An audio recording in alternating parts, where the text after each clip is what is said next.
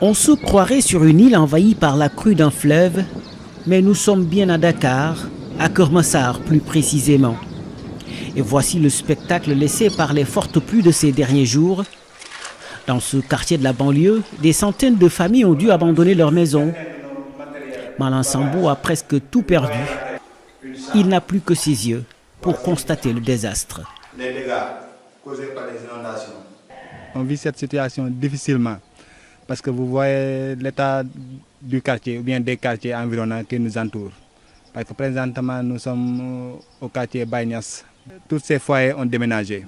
Ceux qui n'ont pas pu déménager se sont plâtrés derrière, sur leur terrasse en attendant là-bas que la situation s'améliore.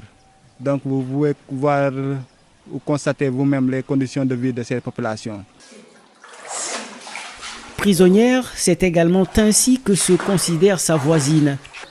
Depuis une semaine, Madame Traoré reste coincée chez elle, avec comme refuge la terrasse de sa maison, suffisant pour la plonger dans une colère noire.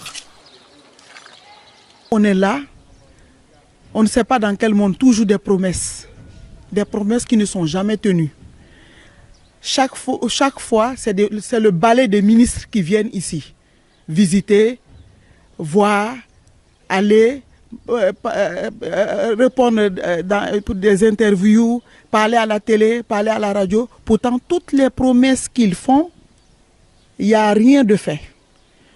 Et toujours, dans les radios, dans les télés, on dit qu'il y a des milliards qui sont débloqués. Où sont ces milliards? Des pauvres parents souffrent. Une souffrance qui cultive les angoisses des habitants de ce quartier de la capitale sénégalaise. Et malheureusement pour eux, elle risque encore de perdurer, car l'hivernage ne fait que commencer.